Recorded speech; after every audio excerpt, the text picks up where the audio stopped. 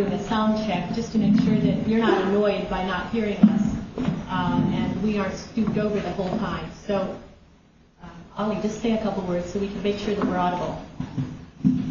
Good afternoon, everyone. Raise your hands in the back row. Okay. Maybe I'll do something from my youth. Long live Chairman Mao.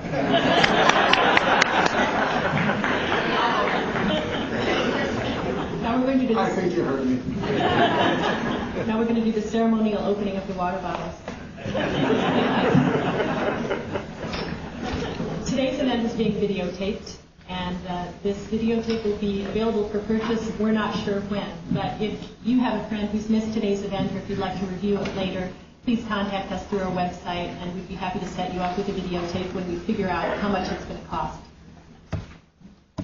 We're here today, very pleased that Ali and Norman have come back to Oak Park, and I want to welcome them back. For those of you who don't know Ali and Norman from their previous visits to Oak Park, I'll just give a little introduction to each of them. Ali Abunimah is co-founder of the Electronic Intifada and vice president of the Arab American Action Network. He's a public speaker with a comprehensive understanding of the Israeli-Palestinian conflict, and he appears regularly in national and international broadcast and print media. He's a contributing author to the New Intifada and Live from Palestine. Norman Finkelstein's book, Image and Reality of the Israel-Palestine Conflict, is considered essential reading for students of the conflict. He is the author of Rise and Fall of Palestine and the forthcoming book, Beyond Chutzpah. He received his doctorate from Princeton and currently teaches at DePaul here in Chicago. We're going to try to cover quite a bit of ground today. There have been quite a few developments recently in Israel-Palestine, and we're going to cover them topic by topic, and one of my jobs is to keep us moving along so we hear about all of them and still have time for some questions and answers at the end of the session. So I wanted to start by talking about the recent election in Palestine, and maybe Ali, if you could start by telling us what you think is the significance of Mahmoud Abbas' election. Well, it depends who you ask. If you look at the newspapers, editorials, listen to world leaders, listen to EU officials, you'd think that this was the most important and significant thing since the moon landings, maybe bigger than that. And there is a whole rhetoric, a whole narrative about Mahmoud Abbas, which is very pleasant, that he is the antidote to Yasser Arafat, who is thankfully dead. That's the undertone of a lot of the narrative. I'm not saying that myself, I'm characterizing the narrative. And since Arafat was the biggest obstacle to peace, Mahmoud Abbas will be the great savior. And so there's been a lot of comment that he wears a silk tie in the media, and since that gets you good coverage, I put on a silk tie. And taken more seriously like Mahmoud Abbas. But seriously, who does he represent and how did he get where he is? And if I can take a minute to address that. He's someone who we're told was elected by the Palestinians in an overwhelming majority. This is a small part of the story. There was an election on January 9th in the occupied West Bank and Gaza Strip. It was an election whose outcome was predetermined, and every effort was made to ensure there would not be a real election. So Marwan Barghouti, who tried twice to run for office, who's in an Israeli prison, was dissuaded by all of the combined force of the United States, the EU, all of the funders of the Palestinian Authority by the Palestinian Authority itself. And Mahmoud Abbas was picked as the winner in an opaque process. There was no open primary of any kind.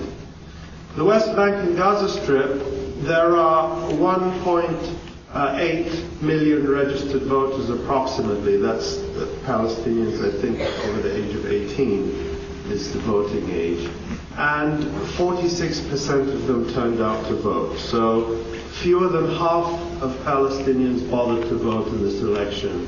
And of those who turned out to vote, approximately 60%, according to the official figures, voted for Mahmoud Abbas.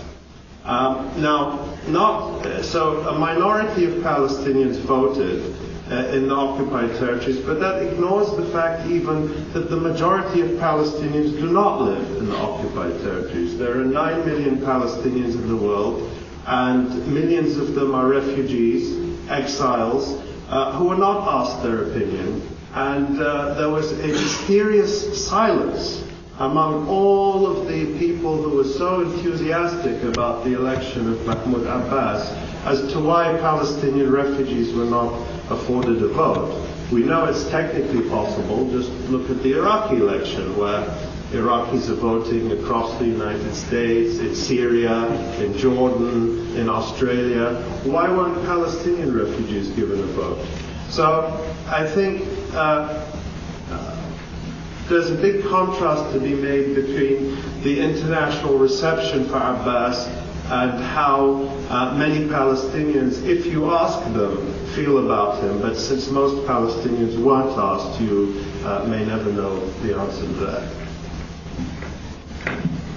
Norman, do you have anything to add to that? Well, I basically agree with those comments. Politics is notoriously imprecise, and one usually regrets any predictions one makes. But I would say in this case, one can calculate pretty close to scientific precision the significance of the election. I would say it doesn't hover, it falls squarely at flat zero.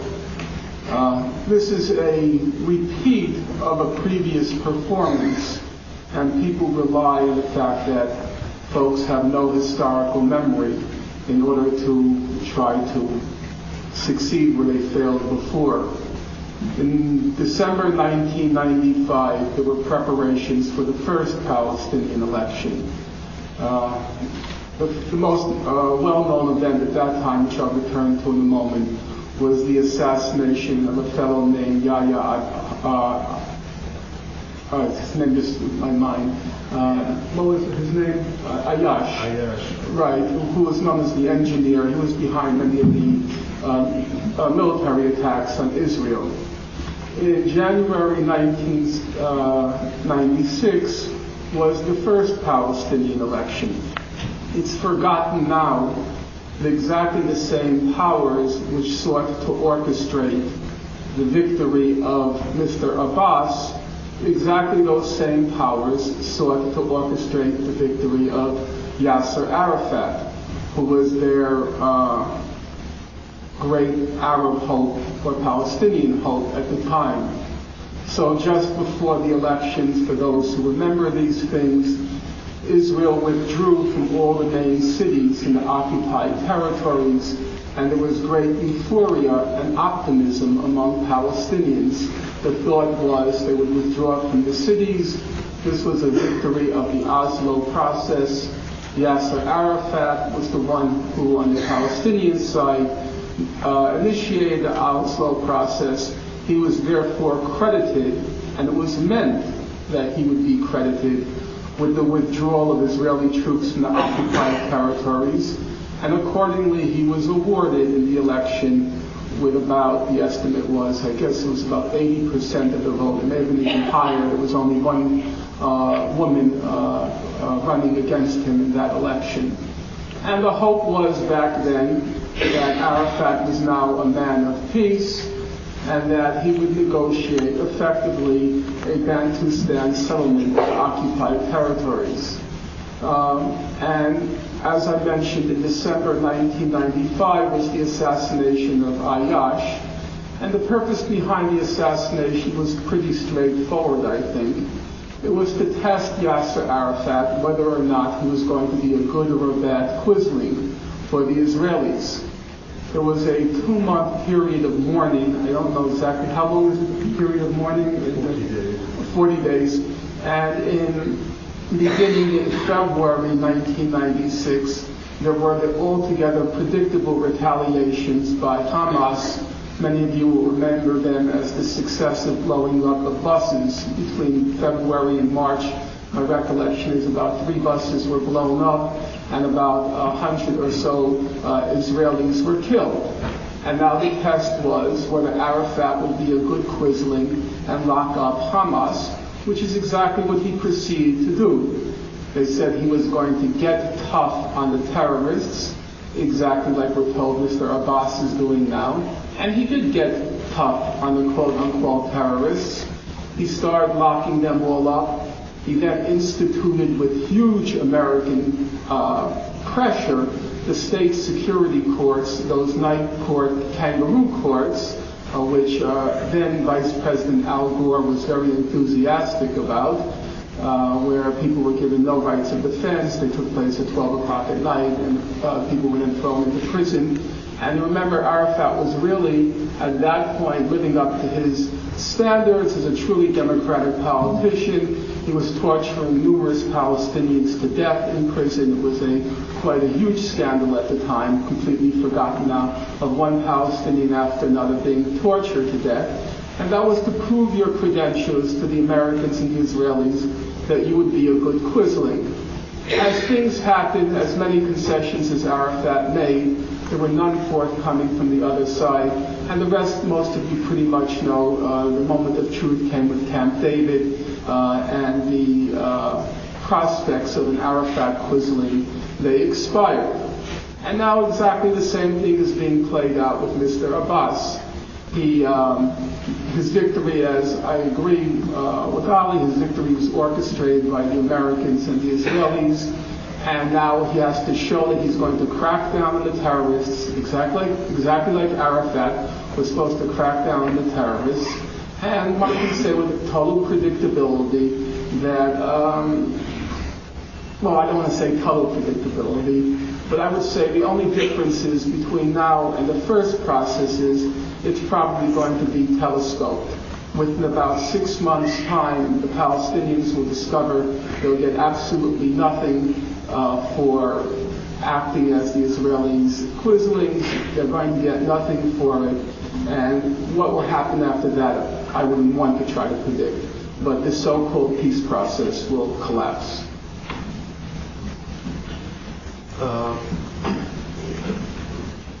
One of the things that I think illustrates what Norman was saying is Ehud Barak, the former Israeli Prime Minister, was on the Charlie Rose show last week. And Charlie Rose asked him about the reaction to Abbas's election in Israel. As you know, Ehud Barak was the Prime Minister until about 2001, and he is from the Labour Party in Israel.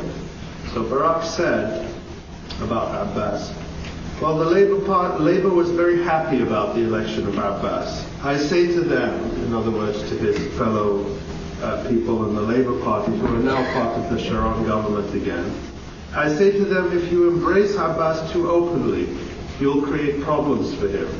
If you go to him in Ramallah, it will damage his support from the Palestinians. So we must give him justification for putting pressure on terrorists to stop their acts without appearing to welcome him too quickly. If that means we must continue to step up our operations in the West Bank and Gaza, so be it. In other words, what Barak is talking about really is Abbas's job is to do Israel's dirty work, to mop up what Barak calls terrorists, but really any Palestinian who would try to resist in any way Israel's deepening colonization of Palestinian land. And that he even advocates this charade that Abbas, you shouldn't welcome him too warmly. And Sharon didn't make that mistake. He almost immediately cut off relations with Abbas to show, look, we're not going to be soft. And that lasted a few days, and a week later Sharon was praising Abbas very warmly after Abbas deployed Palestinian police to defend Israel. Now this is something that is astonishing to Palestinians, that Palestinians are being killed left, right, and center by the Israeli army, that Palestinian homes are being demolished. This has been going on for years, and not on a single occasion have Palestinian police been deployed to defend Palestinian civilians against the Israeli army. It has never, the few times it happened, in September 1996 and at the beginning of the Intifada, the international community was in uproar and demanded the Palestinian police be disarmed, because their job is not to defend Palestinians, it's to defend Israel. But I want to make the point that Palestinians, even though the turnout was very low in the election on January 9th, Palestinians, should be no surprise, like elections and they like to vote.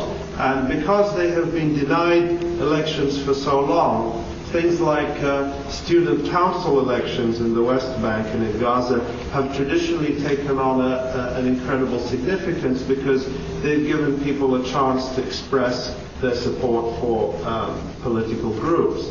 And in the municipal elections that were held just a few days ago in the Gaza Strip, there was a very significant turnout, much higher than the turnout in the presidential election, for 118 seats in municipal councils in the Gaza Strip. These were the first municipal elections basically ever. And Hamas won 77 of the 118 seats.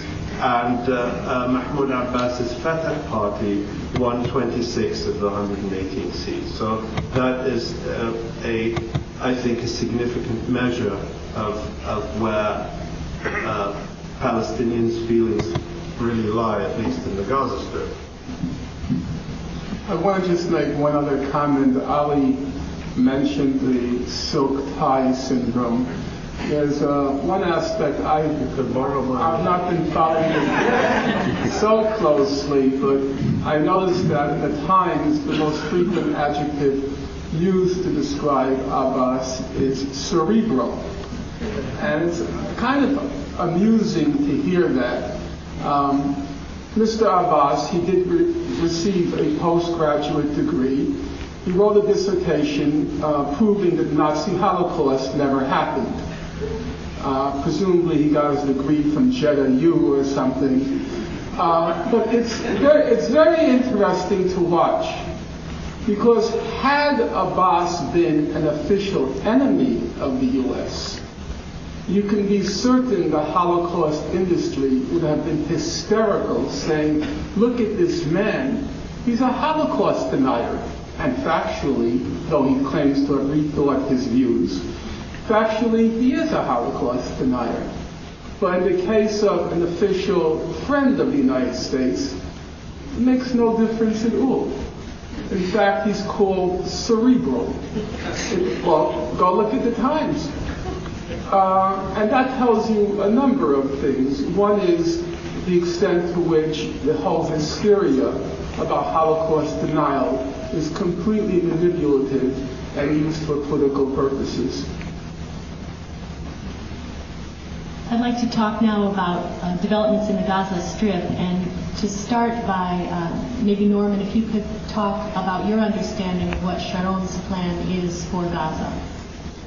I haven't read in detail. I mean, I've read what an informed person would know about the topic. The Israelis, it is true to say that the Israelis from early on coveted the Gaza. In particular, people like Ben-Gurion wanted Gaza very much in the early years of the founding of the State of Israel.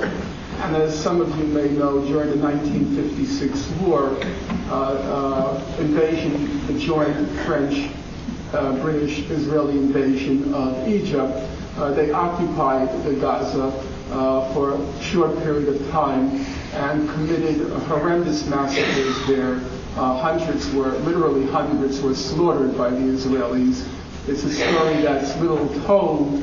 I think an excellent account of it can be found in probably Benny Morris's best work and the least known one, a book called Border Wars, 1949 to 56. It's the only one of his histories where he actually uses Arab sources. He uses a lot of his sources, not only Arab, but UN sources. And once you start using Arab and UN sources, and not just Israeli sources, the history looks very different. And the border wars is, even for Morris, a kind of aberration, because it truly does look very ugly when you see it through other lenses apart from those of the Israeli eyes. So the Israelis had always coveted Gaza, and they wanted it in 1967. But it's clear by the mid-1970s, and certainly by the 80s, that they had lost interest in the Gaza. Many of you may recall the famous remark by, I think it was Yitzhak Rabin, which was, he wishes that Gaza would just sink into the sea. And they have basically given up interest on it. So it's not altogether surprising that they're now trying to work out a kind of quid pro quo, which is a pretended withdrawal from Gaza in exchange for keeping the West Bank. There was already a precedent for this, namely when they had the media orchestrated withdrawal from the Israeli settlement of Yamit in the Sinai, when the Egyptian-Israeli agreement was reached after Camp David. Some of you may recall, those of you who are older, there was a huge hysteria as they watched the settlements be dismantled in Yamit, and we were all supposed to feel very sad and torn about these poor settlers whose homes are being taken away. The expectation back then was, if we give up Yamit, we can keep the West Bank. And now the expectation is a pretended withdrawal from Gaza with all the media pyrotechnics watching the crying and hysterical Israeli settlers being pulled from their homes, will be used as a precedent to keep the West Bank. I just have to enter one caveat to that, namely that by international law standards, it is not a withdrawal. There have been numerous statements. My recollection, but you can correct me on this, my recollection is Human Rights Watch has already stated that an Israeli withdrawal from Gaza, which leaves it in control of all the entry points and exit points and so on and so forth, even if they do withdraw in that way, they still have under international law, there's still the occupying power. And the same statement was made yesterday by the UN Special Rapporteur for the occupied territories, John Dugard, who's a South African trained lawyer, and he said as well that even if they withdraw from the settlements, but they maintain control of the exit and entry points and so on and so forth, under international law, they remain the occupying power.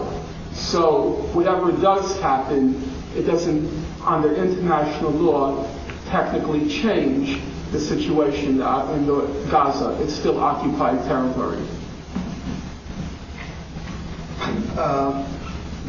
I'd like to add a couple of points to what Norman has said.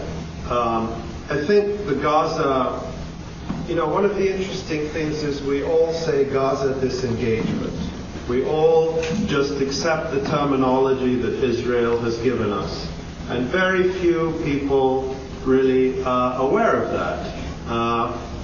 The Israelis do not, I would be impressed if the Israelis used the word withdrawal, but that's a word that never crosses the lips of an Israeli official, because withdrawal has a clear meaning. It has a legal meaning. It has a sort of a day-to-day definition that we all understand. Withdrawal means something is there and you remove it. The Israelis don't like clear language like that, so they use words like disengagement or redeployment. And there was a time when European diplomats or the UN Secretary General would have challenged that and said, no, we need to talk about withdrawal. Now they don't. They simply accept the Israeli terminology. I'm glad Norman I also brought along John Dugard's statement from the UN High Commission for Human Rights. And what it says is precisely as Norman said, so I won't repeat it, that this is not a withdrawal under international law. The occupation will not end in Gaza. And we actually have that report up on the electronic Intifada. There are two aspects to the Gaza withdrawal that I think, I'm saying withdrawal, but it's really not. It just goes to show what a trap the language is. The Gaza plan, let's say, to be neutral, that I think is significant. There's significant on the ground, and there's the political significance.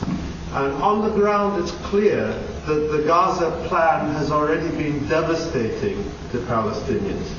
And in the name of carrying out this so-called disengagement, the Israelis have been engaged in what can only be described as the mass destruction of Palestinian homes, particularly in Rafah in the south and in Beit Hanun in the north.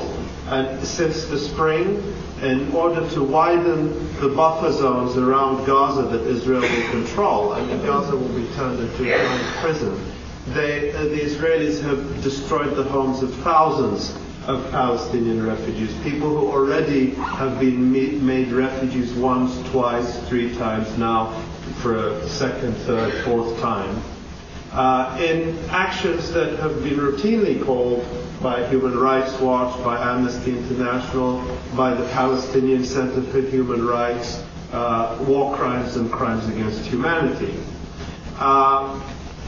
So it's been devastating. The day after the election of Mahmoud Abbas, which was supposed to believe was this great turning point, the Israeli army revealed a plan to demolish up to 3,000 more homes of Palestinian refugees in Rafah.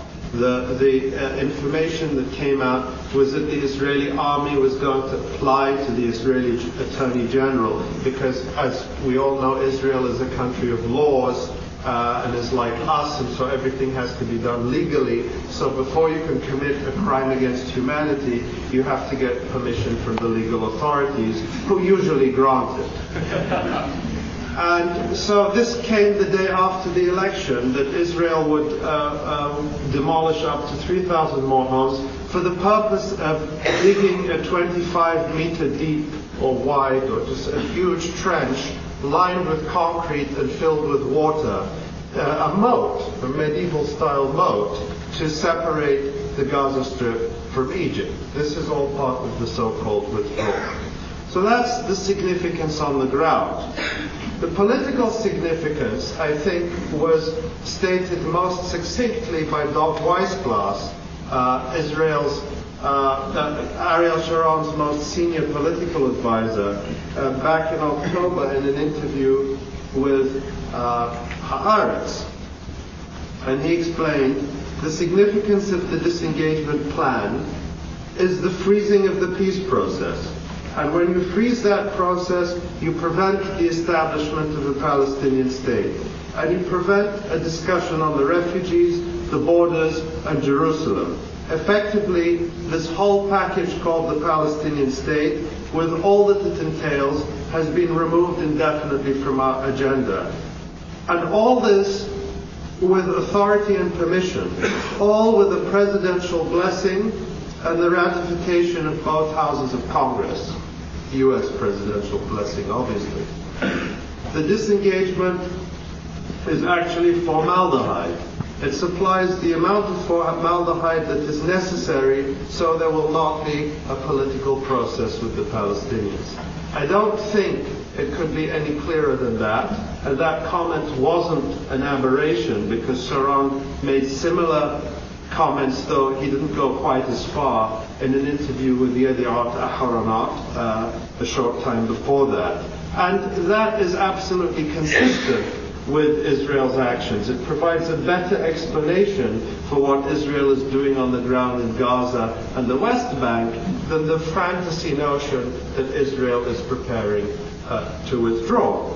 But what is interesting is that despite the clarity of the Israelis about their intentions, this insistence in the international community that the Israelis don't mean what they're saying.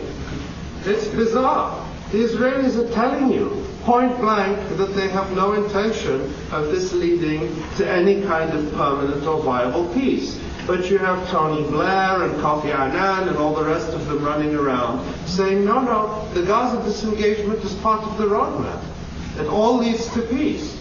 But the Israelis are telling you, no, don't, please, believe us. Don't believe the Israelis.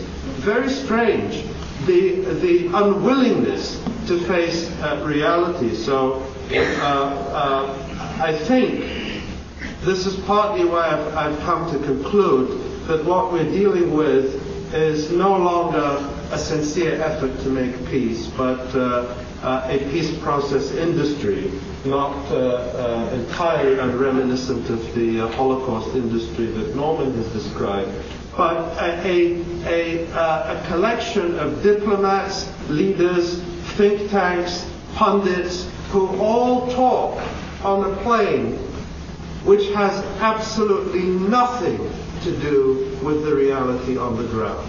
And that if you insist on talking about what's happening on the ground, you are marginal, you're an extremist, you're not interested in peace, you're not credible.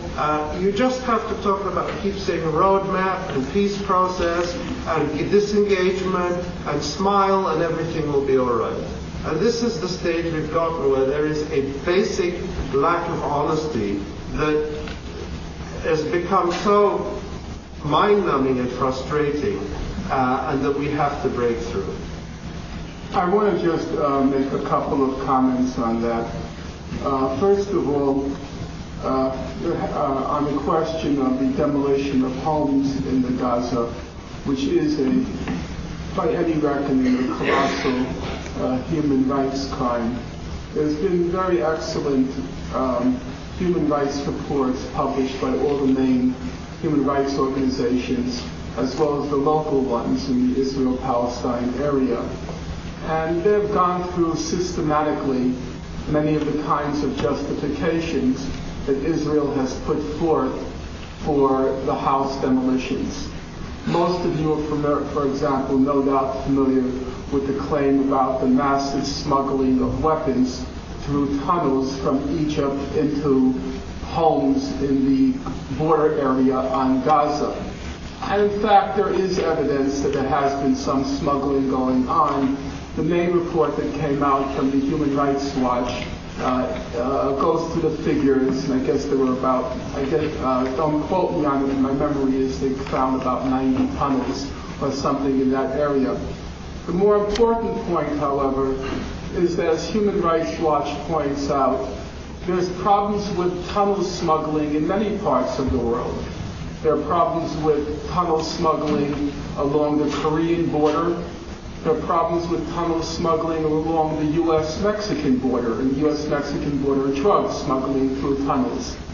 But in no other instance in the world have they resorted to house demolitions in order to block that kind of smuggling. There are all sorts of alternative technologies available, all sorts of different options available in order to, if you think it's legitimate, I think it's an open question, but I'm not going to debate it. If you think it's legitimate to block the smuggling of weapons from Egypt into Gaza, there are all sorts of alternatives to this mammoth, massive destruction of homes that's going on a daily basis. The other point I would want to make, and we'll soon get to it when we talk about the issue of the wall, is I think the picture at an international level is a mixed one. I agree with Ali that there is a whole array of diplomats, organizations that are certainly following the drumbeat of the U.S. and Israel. But I think the picture in other areas is not quite as bleak, and it offers reason for optimism. I would also want to add, and we shouldn't be oblivious to the fact that one of the partners to the peace process industry is the Palestinian leadership. Were it not for their cooperation, their collaboration, their complicity in this so-called peace process, I very much doubt it would have anywhere near the kind of success it's currently enjoying.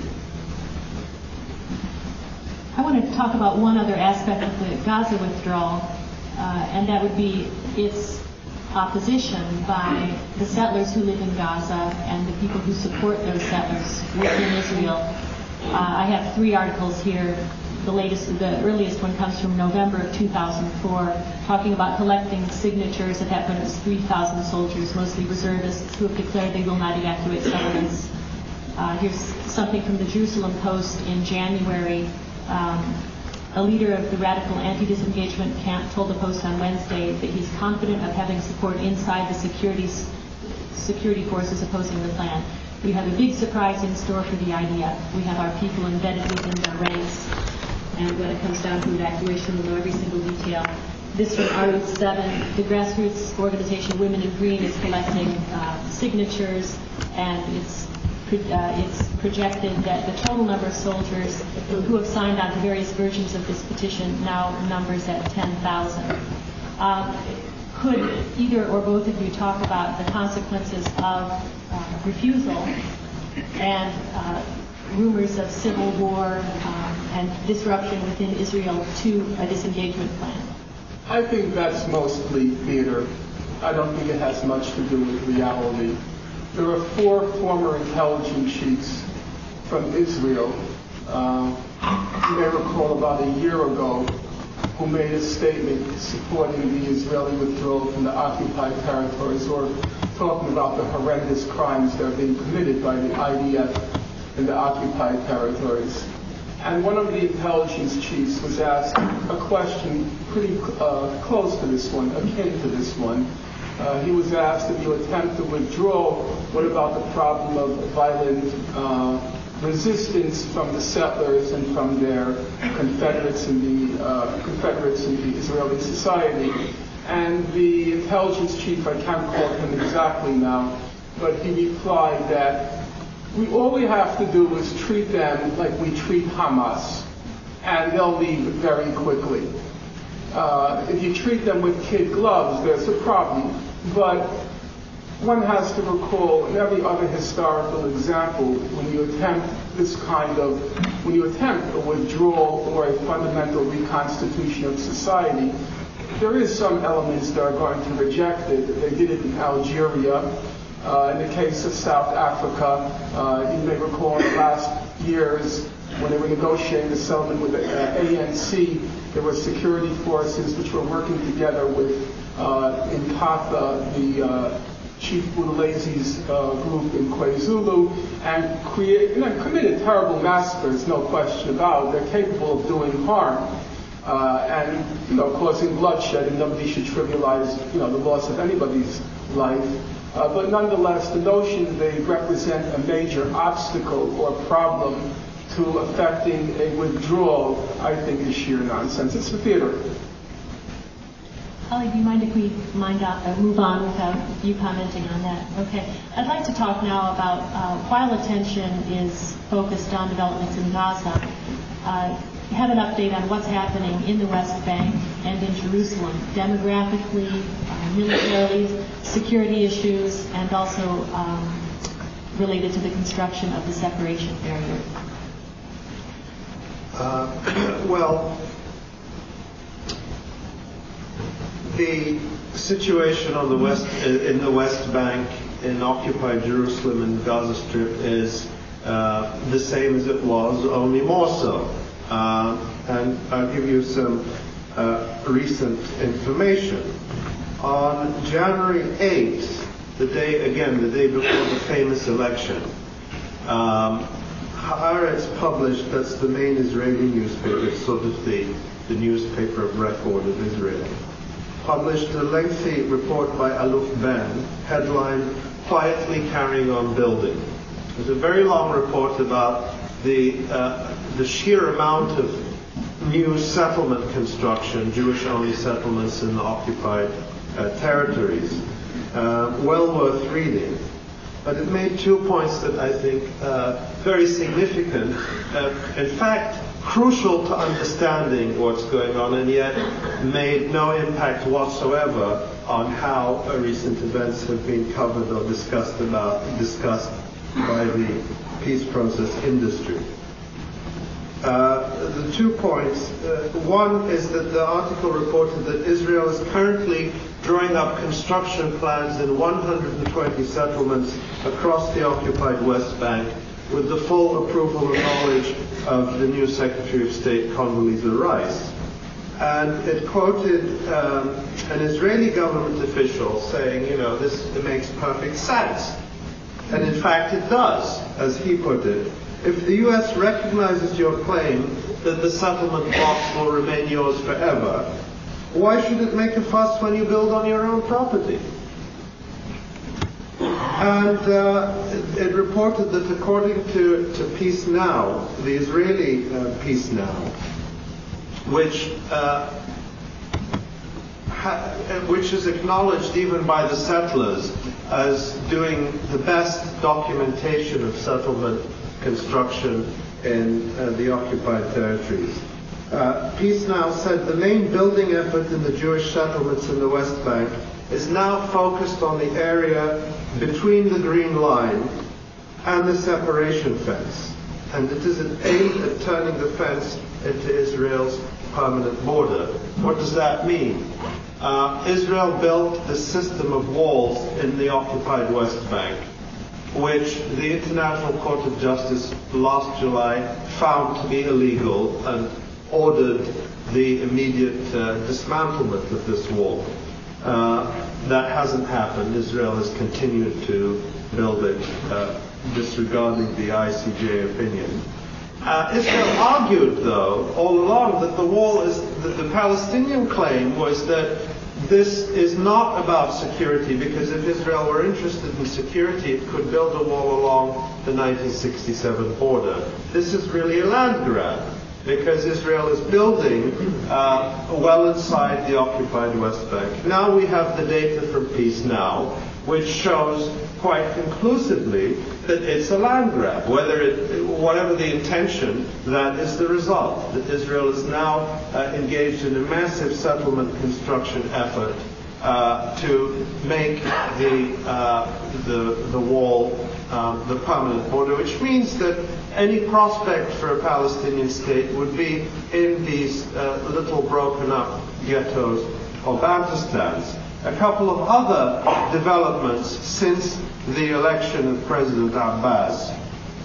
On January 24th, it was revealed that the Israeli cabinet plans to revive the 1950s era absentee property law, which Israel used after 1948 to expropriate the property of hundreds of thousands of Palestinians. Basically, they passed a law which says that if you are absent from your property for a certain period of time, then you forfeit your title to it and the State of Israel takes it over. Of course, if you're absent because the State of Israel won't let you reach your property, then this is just a legal nicety in order to expropriate people. So Israel has revived the absentee property law in Jerusalem so that the property of thousands of Palestinians who are residing in areas near Jerusalem but who can't reach it because of the separation wall will now forfeit their property. And that from July, Palestinians in Palestinian Jerusalem, the Jerusalemites, will not be permitted to leave Jerusalem without permits from the Israeli authorities, which essentially means they can't leave because it's very difficult to get permits from the Israeli authorities to do anything if you're a Palestinian. And again, the intention here is to totally separate occupied Jerusalem and the areas around it which Israel has annexed from the rest of the occupied West Bank, and to bring the so-called consensus settlements, places like Ma'ale Adumim and Gilo, and places which even Israeli peaceniks don't challenge Israel's right to keep, even though they are settlements the same as the ones in Hebron or the ones in the Golan Heights, to bring them within Israel and to completely isolate the Palestinians in Jerusalem from the rest of the West Bank, either to force those Palestinians out or just simply to make sure that there can be no Palestinian capital if it were ever to come to that in Jerusalem. And what this looks like on the ground again, today's Haaretz reports the following. I just pulled this off the Haaretz website minutes before coming here. Headline: Border Police plans to destroy Arab neighborhood in Jerusalem. Headline you won't see in the New York Times. And I'll just read you the first two sentences. The Border Police is planning to demolish an Arab neighborhood in Jerusalem to protect the separation fence built in the area. Commander Amitai Levy, the Border Police commander of the area enveloping Jerusalem, has announced that dozens of buildings of the Al-Multar neighborhood in Jerusalem's Sur Baher village must be torn down. This follows his decision to create a 500-meter wide security strip on each side of the barrier along its entire length. The residents of Al-Multar said this week that at least 74 houses come within 500 meters of the barrier. In the rest of the country, the security buffer along the fence is only 50 to 80 meters wide. Again, goes to show the arbitrariness of these sorts of things. And consider, just let's take this at face value for a moment. Jerusalem is a much smaller city than Chicago. Now, can you imagine a security barrier 500 meters on each side, 1 kilometer wide, that's 2/3 of a mile wide, through the middle of Chicago?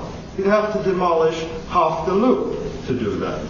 And that's in a city the size of Chicago. And it happened in Chicago when they built the expressways. They demolished entire neighborhoods. We've forgotten it now. But, even the Kennedy Expressway is in 2/3 of a mile wide. So this is just to give you a sense of what's going on the ground every day, relentlessly, unchanged, unresponsive to all of the rhetoric of a window of opportunity, and the entire peace process industry pretends it isn't happening. The result of this is clear. The result of this violence, this daily violence, will be more violence from the Palestinians. And when that happens, you'll hear about it. And we'll be told, Palestinians trying to wreck the peace process again. I'll just briefly add that everything that Ali described was the predicted and intended outcome of the current second round of the peace process.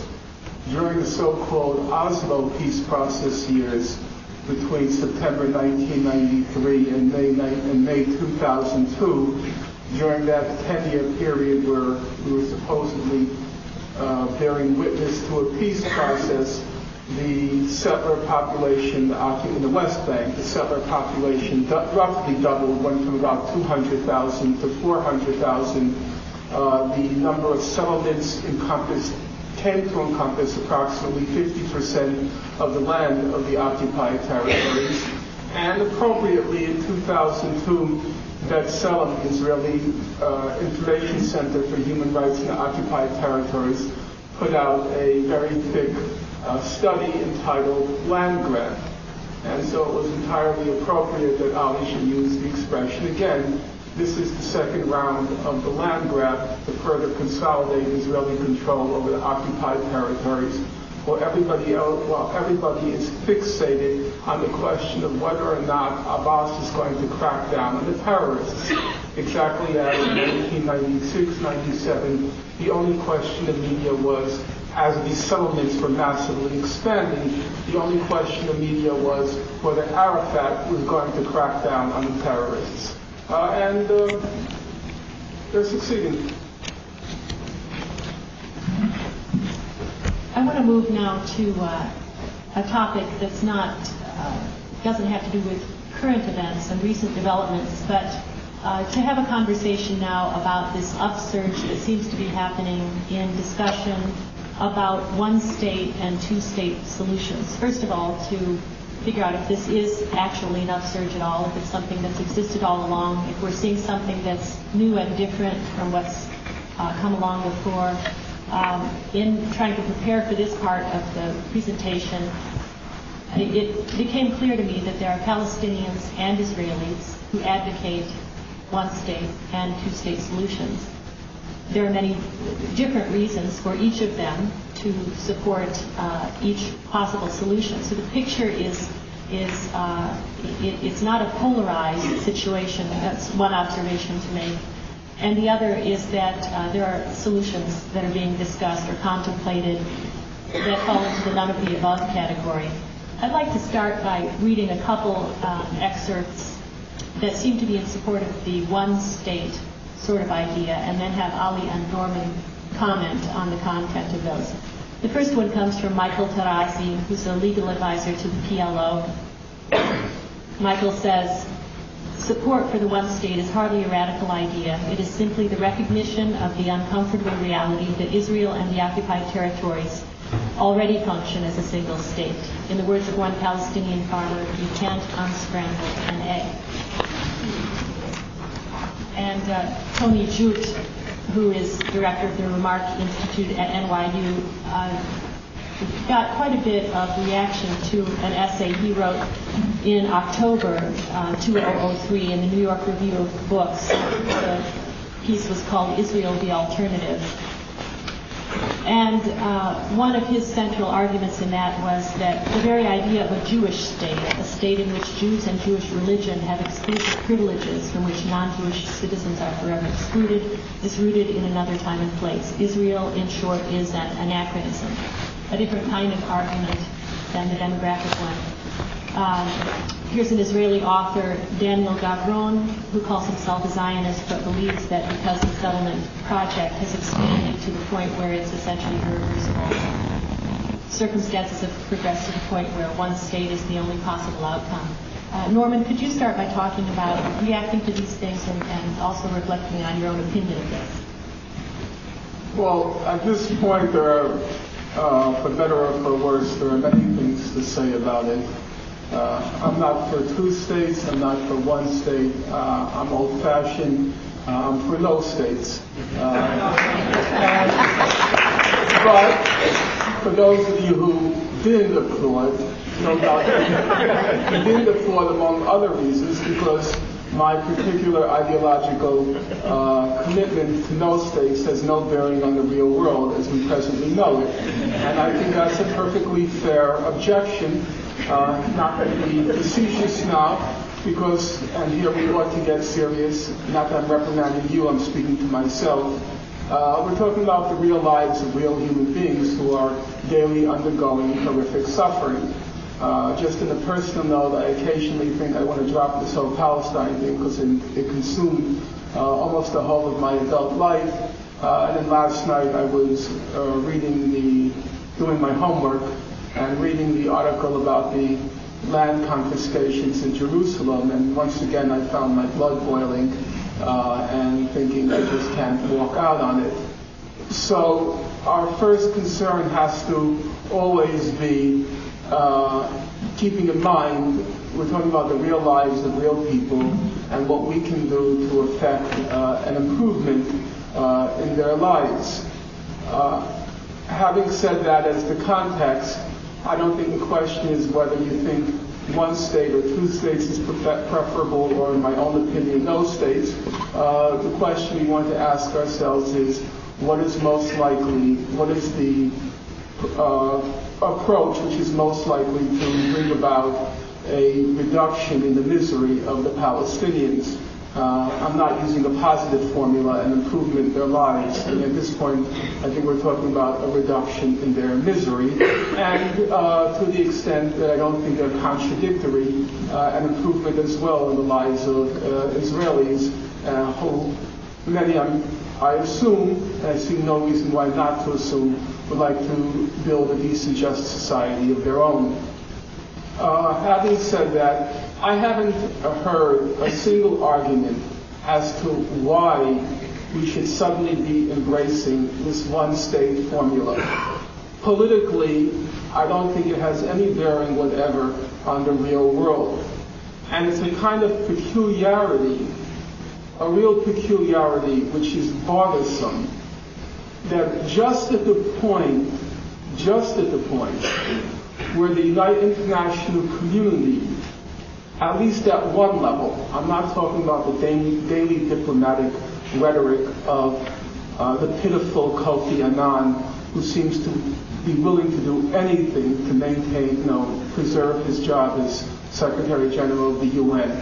Not the level of the daily rhetoric, but the level of an international consensus which is solid, which is remarkably united in support of the Palestinian rights to self-determination, of full Israeli withdrawal from the occupied territories, and so on and so forth. We finally achieved that. That's not a small accomplishment. Anyone, for example, who had an opportunity not just to read the coverage of the World Court decision, but to read the actual decision itself, would have had a feeling of almost being dumbfounded. From beginning to end, the World Court endorsed 14-1 with a partial dissent from the American judge. Endorsed every single aspect of the international consensus for resolving the conflict. I don't have time now to go through every point, but beginning with the most elementary semantical question, the World Court says at the beginning of the decision, some people call this a wall, some people call it a fence, some people call it a barrier. We've examined all the arguments. We're going to call it a wall. And from there on in, it said explicitly, Israel must execute a full withdrawal from all of the occupied territories, including Jerusalem.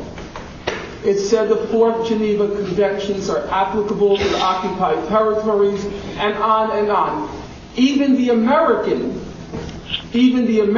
judge, in his statement, declared that the settlements, all of the settlements, were illegal under international law. Now that consensus, with the partial dissent of the Americans, that consensus represents a tremendous victory for the cause of a just and lasting two-state settlement of the conflict. When we have reached that point, we've reached the point that if you look at any UN General Assembly resolution on Palestine, there are 6 dissents on every single resolution.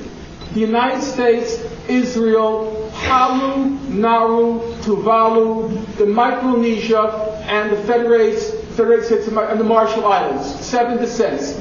That's it. In the entire world, look for any resolution. And often it's not even Nauru, Tuvalu, and Palau who opt out. It just becomes the United States and Israel.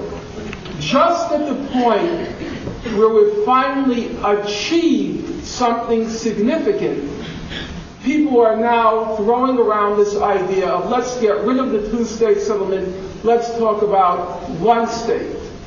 Now, the logic of this totally mystifies me. The argument typically put is, we've not had any success with the two-state settlement, so let's move to the one-state settlement. If you've not had any success with a program that's supported by the entire international community, bar 2 exceptions, if you've not had any success with a program supported by the international community in total, why do you think you'll have more success with a program which currently enjoys 0 international support? That doesn't make any sense to me. What I think is going on is People are frustrated. They don't see progress. And in part, there's truth to that. No question, the situation progressively gets and rapidly gets worse in the occupied territories. No question about that. But here it seems to me we have to, instead of playing with slogans, what we have to do is we have to be a little more self-critical. And by that I mean, the reason, I hate to quote the cliche from Julius Caesar, but the problem is not in the stars, the problem is in ourselves. We have not made the kind of effort, we have not invested the kind of energy which could capitalize in significant ways on the victories which miraculously we've won. To take just the example I cited a moment ago, what happened to the World Court decision? It was an incredible victory and a considerable investment of energy. What happened to it? Did that become the center of a campaign?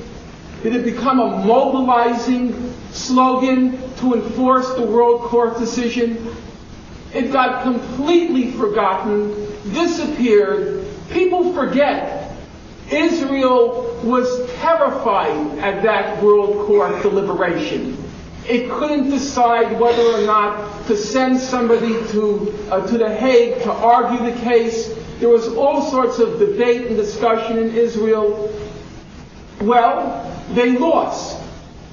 But did we win? No.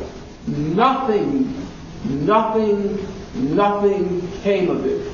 And that to me is the tragedy. We never capitalize on our victories. We don't show courage. We don't make sacrifices. Mr. Ali talks about a peace process industry. Yes, there is one. But I'm afraid, I'll use a figure, perhaps I'll regret it, but I think that 90% of those who claim they're fighting for Palestinian rights are part of the industry. They're bought off, they go to their conferences, they go traveling, they feel like they're important. They're all, I'm sorry to say, they're all sellouts. And that's the problem. No courage, no energy, no investment, no sacrifice, no willingness to sacrifice. That's why we're losing. Not because of the slogan. It's not the slogan, it's us.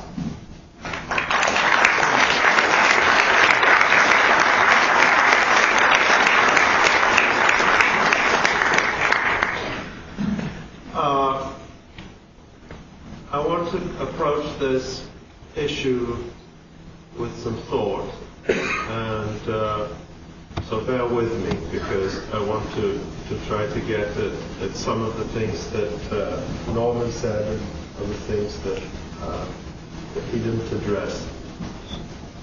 Norman said that the ICJ decision is a significant victory, and it is, no doubt. I certainly welcomed it, and I was also very critical of the fact that the Palestinian leadership did not. They put it in the drawer and they forgot about it. And precisely because of the reasons that Norman stated, they are sellouts. But I think it's easy to overblow the importance of the ICJ decision when you put it in historical context. Let me read you from a Security Council decision.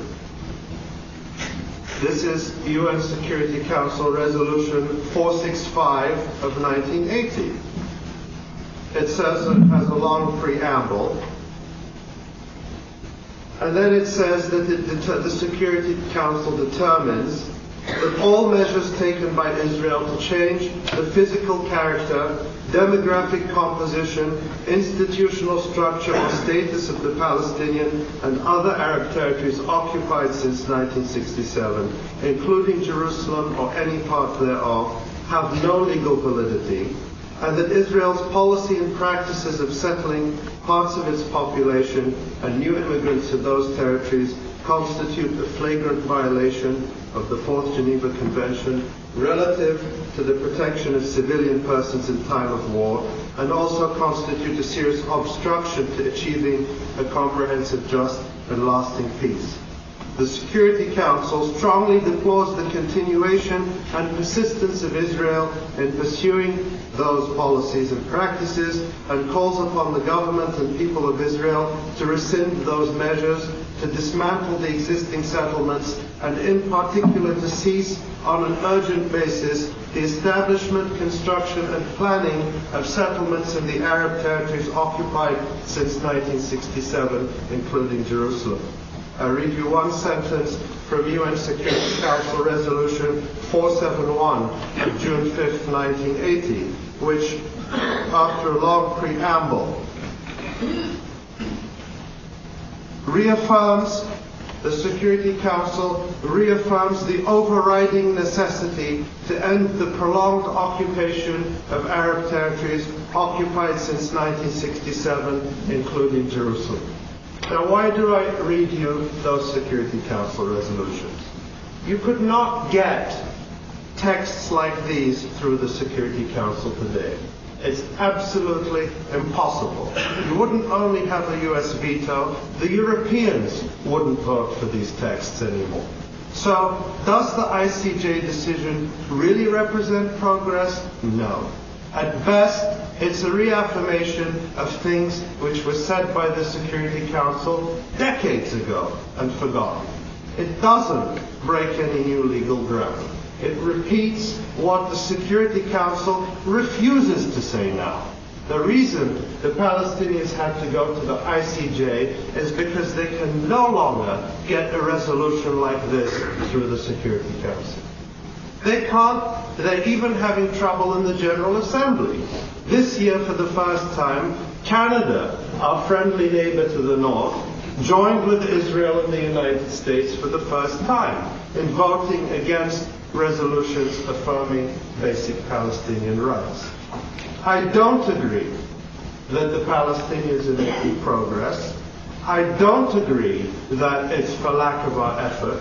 I don't think there are many people in the world who could have shown the steadfastness and fortitude that Palestinians have shown on the ground against Israel's colonization. I do agree that there is an international consensus for a Palestinian state. Everyone is talking about it. I mean, President Bush can't get enough of the idea. But it has been totally emptied of any content. A Palestinian state is useful to Palestinians if it is a vehicle for regaining their usurped rights and guaranteeing their human and political rights. But it is not. That is the slogan. A Palestinian state has become the slogan. Because what is talked about now by this whole international consensus is a state which has no ability to guarantee to its erstwhile citizens their basic civic, political, and human rights. So Israel has now accepted a Palestinian state in name, but after having emptied a state of its content. I think it's a mistake to frame this as about whether do you support a one-state solution or do you support a two-state solution. And Martha, I'm going to disagree slightly with your formulation at the beginning when you said this discussion has nothing to do with current events. It has everything to do with current events. The fact that occupation under international law, under the Geneva Conventions, is a temporary condition. The Fourth Geneva Conventions forbid an occupying power from making all but the smallest changes in the status of the occupied territory. Jerusalem, the West Bank, and Gaza have been occupied for 40 years. more than 70% of the population in those territories are under the age of 30. So the vast majority of Palestinians living in those territories were born under the occupation. Israel has built settlements for 400,000 Israelis in the occupied territories. They are linked by a network of infrastructure that cannot be easily dismantled. Physically it can. You can blow anything up, as the United States has demonstrated repeatedly in recent years. Anything can be blown up. But politically, removing the entire peace movement, all of the diplomatic efforts, all of the UN Security Council resolutions did not stop the construction of a single apartment in the occupied territories. They did not stop the construction of a single apartment. And I don't think it's right to say because we didn't try hard enough. We could always have done more, but I don't think that if we stopped 1% of the settlements, I'd say, okay, we could have done more, but we have not succeeded. And I don't say that as a judgment. I think it's an observation of where we are. That the settlements are proceeding apace. You have not only generations of Palestinians born under the occupation, but you have generations of Israelis born in the settlements who've been shaped by the settlements. And when we say, again, the slogan is a Palestinian state, it's a slogan. It's a slogan, why? Because it means everything, a different thing to every person. Sharon, to Bush, to Ehud Barak, to Mahmoud Abbas, to a Palestinian in Lebanon, they all have a different notion. When you say end the occupation, that's also a slogan. It has become a slogan. Why? Because we don't know what we mean anymore when we say end the occupation. We're not talking about withdrawing an army and their tents and their equipment. If you say to Israel, if you do an opinion poll and say to Israelis, should we end the occupation, you'll get 80% who say yes.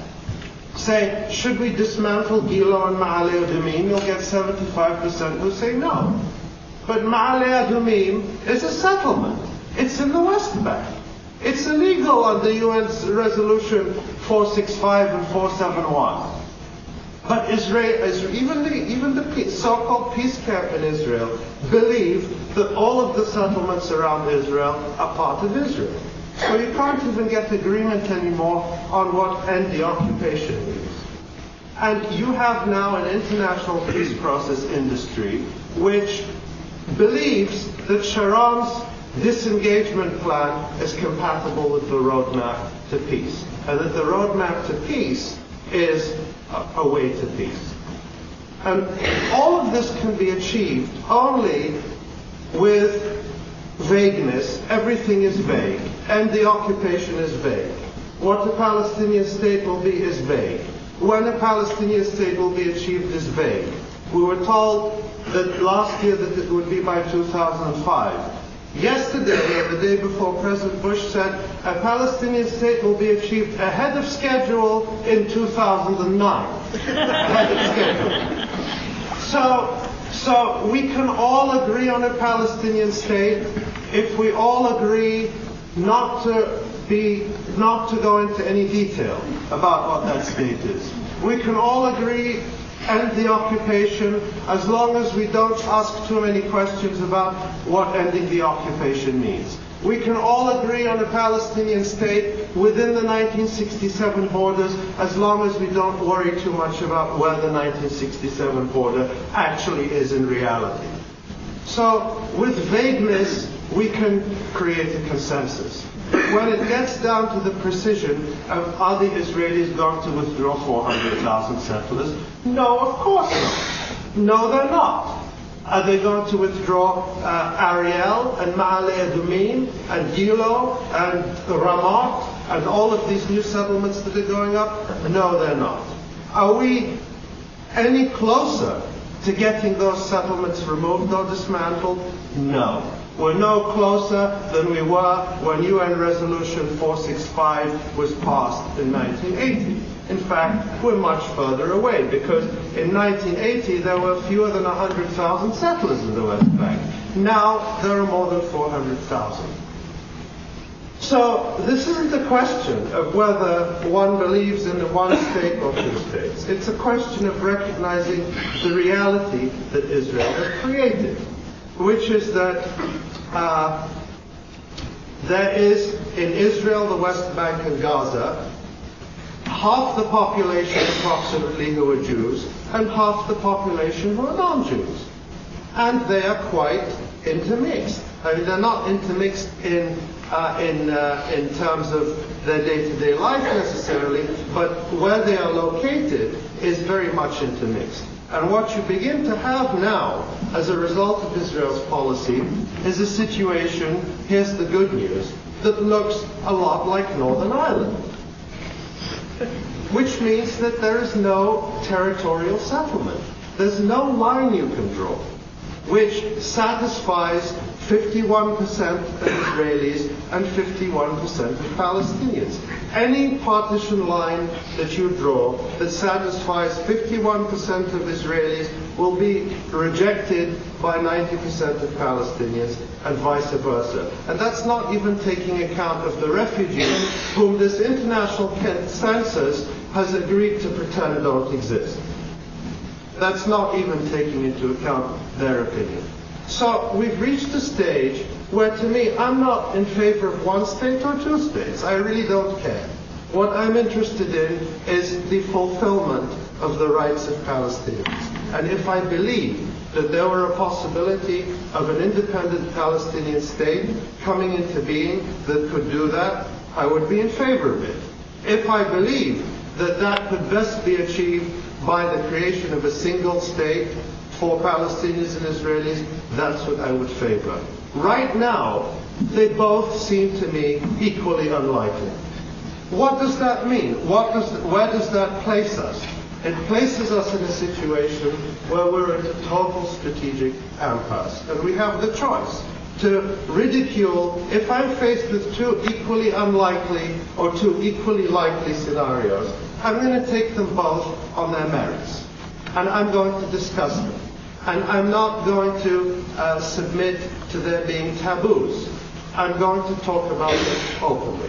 And I am just not convinced, as someone who is Palestinian, both of my parents were born in Palestine, both of them left as refugees, I'm not convinced that Israelis and Palestinians are so special and so different and so unique on this earth that they can't get along the way French people and Germans do today, the way South Africans do.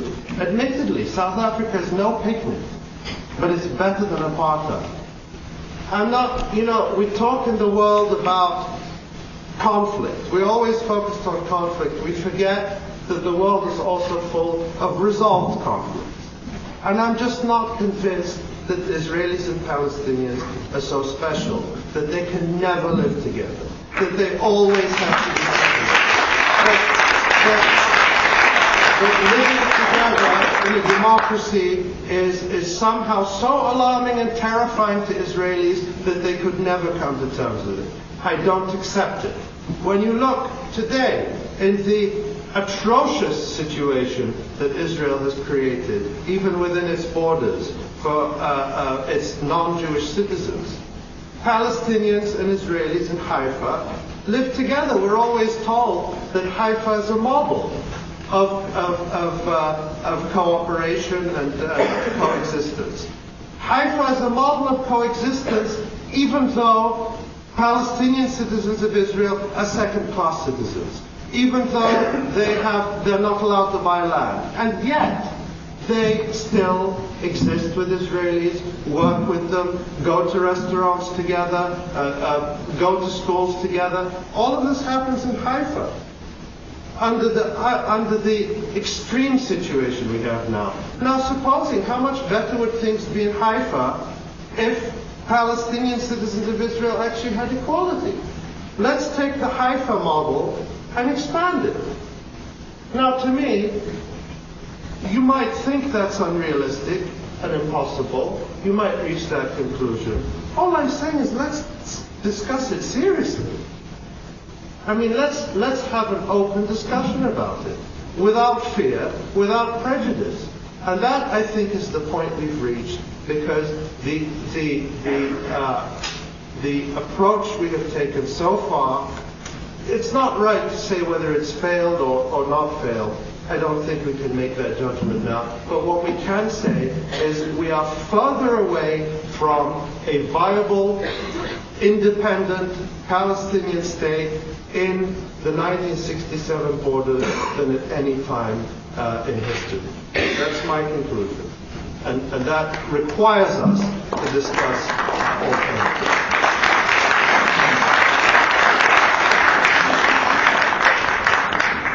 Norman, I know you've been jotting down a lot of notes and you have many things to say. Yes, we can do that. I want to throw one other issue into this, something that hasn't been addressed at all, and that is the sincere feeling on the part of many Jews that Israel is a necessity, that the existence of a Jewish state is a necessary outcome given the history of chronic anti-Semitism and persecution. And regardless how you feel about that formulation, if a Jewish state is an appropriate response to history, whether you agree or disagree with that, there are many people for whom that is a very heartfelt conviction, and that sentiment is something to be dealt with when we consider possible future outcomes and who advocates what. So I wondered if you would talk about that as well as other things as you respond to Ali Norman. Well, I agree that we're at an impasse now. Prospects look bleak. The only relevant and reasonable question is to ask, why is that so?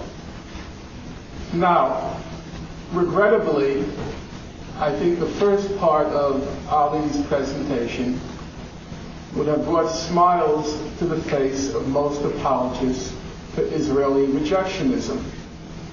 He said that this whole slogan of a Palestinian state, it's vague. It's open to many interpretations. Who knows what it means? Maybe it means full withdrawal. Maybe it means partial withdrawal. Maybe it's simply the camouflage for a Bantustan. Now, I have read arguments like that. I read them by Alan Dershowitz. I hear them by Mr. Sharon. And I hear it by a lot of media spinners who want to conflate what a two-state settlement has historically meant and still does mean under international law with what they want people to believe it means. But it's not vague. It's not open to every manner of interpretation. It's not ambiguous. And what was quite interesting was even a very conservative world court was very explicit about the meaning of Israel's obligations under international law. It said, some of you may recall, in the famous debates over UN Resolution 242, there was a whole question about whether, because the definite article "the" was omitted, Israel must withdraw from occupied territories. It didn't say the occupied territories.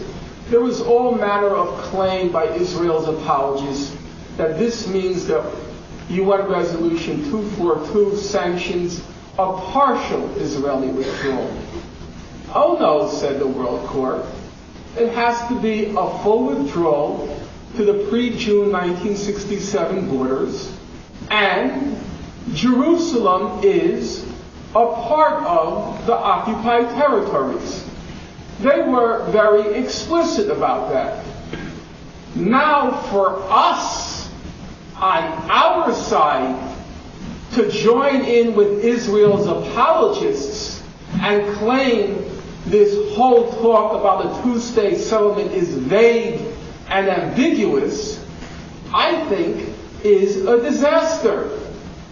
Why, if the World Court judgment had no major implications, why did Israel dread it? Why did Israel fear it? Why were there all these debates about whether or not to participate in the World Court adjudication? No, there's not a problem of ambiguity there. We know exactly what it means. And at the judicial level, and to the extent that you can speak of an international legislative level in the UN, we had tremendous victories, largely owing to the struggle of the Palestinian people and despite its leadership. The problem is not the ambiguity of these resolutions. The problem is not the ambiguity of a two-state settlement. The problem is our side, never capitalizes on those victories. And here we can learn a great deal from the other side. Because say what you want about the Zionists, they did know, and they do know, how to capitalize on every victory, however small. Who would have ever heard of the Balfour Declaration 10 years after its issuance, let alone a century later, were it not for the fact that the Zionists ran with it? All it was one paragraph issued by an obscure and not too bright foreign minister of Great Britain. But they ran with those words. They capitalized on it. They invested in it. They made it a landmark in history. The same thing, who would have ever heard of UN General Assembly Resolution 181? It was just a General Assembly recommendation. It barely passed with a 2/3 majority. The vote was 55-15-10 in the General Assembly. It was just a recommendation. That was the partition resolution. The Israelis ran with it, or the Zionists then, later the Israelis, ran with it. Some of you may know that history. By February and March 1948, a civil war was breaking out in Palestine. Truman was ready to abandon 181. And he put forth a proposal in February, March 48 to put Palestine under an international trusteeship because this two-state thing isn't going to work. The partition resolution of 47, that two-state. The Zionists, they mobilized here to put pressure on Truman, and they went right ahead there. They knew how to capitalize on their victories. We not only don't capitalize on our victories, but now I'm being told they weren't really much of victories at all. That's not the way you win a struggle. Finally, I agree that trying to get Israelis to dismantle settlements will be difficult. I have no doubt about that. I think at Camp David and Tava, proposals were put forth which could finesse that problem. And the proposals seemed, I'm not saying it was the answer, but the proposals seemed reasonable. Not to go into the details now, but for on the Palestinian side, the one-for-one land swap of equal value and equal size land. There were proposals put forth. But we have to then use a common sense, or ask a commonsensical question.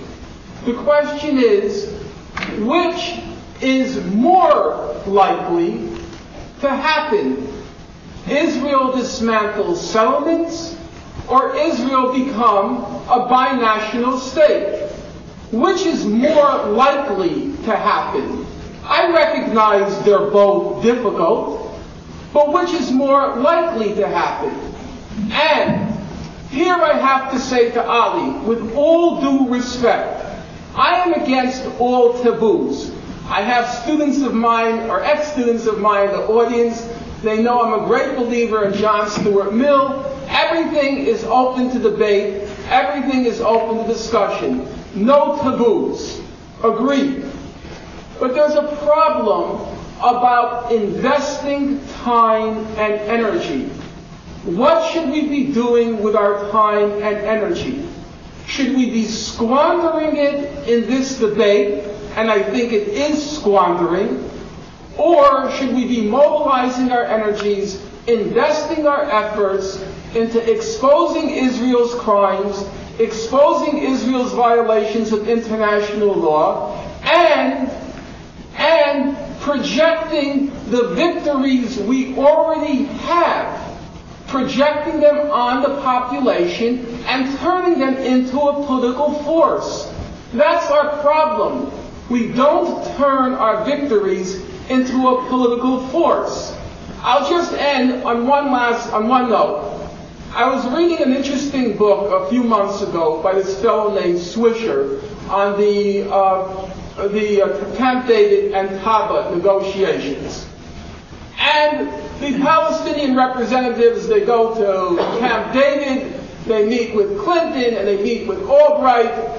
And Clinton, Albright, they don't want to offer the Palestinians the full withdrawal. They have all sorts of, proposals basically to keep, that Israel should be allowed to keep 8 or 10% of the occupied territories. And at one point, the Palestinian negotiator, he said, that's not fair, because UN General Assembly resolution, or Security Council resolution, I'm not sure which, a 425, called for a full Israeli withdrawal from Lebanon. And Israel fully withdrew from Lebanon. So why is it, if Israel must fully withdraw from Lebanon, they don't have to fully withdraw from the West Bank and Gaza? Well, I had to kind of laugh at that, because of course that makes legal sense, and of course that's just, and of course that's right. But of course it has nothing whatever to do with politics. Israel withdrew from all of Lebanon because they were kicked out of all of Lebanon. Not because they were fulfilling a UN resolution. And if these Palestinian negotiators would have spent a little less time in the Ritz Hotel in Washington and a little more time mobilizing and organizing their people, and if their representatives and supporters here would invest a little less time in debating intellectual issues fit for the pages of the New York Review of Books by people who never ever lifted a finger for any struggle and any people's justice, that's just not what we should be doing. I'm not saying we should do what Hezbollah did, but there's a huge range of options between doing what the Palestinian leadership and folks do in the New York Review of Books and what the Hezbollah did. There's a huge range, and that range should be filled by us. Not squandering time debating one state or two states, but sitting down, reading those human rights reports, gaining the facts, gaining the figures, and then organizing, mobilizing, and most importantly, isolating Israel's apologists in the United States and elsewhere. That's what we should be doing, in my opinion.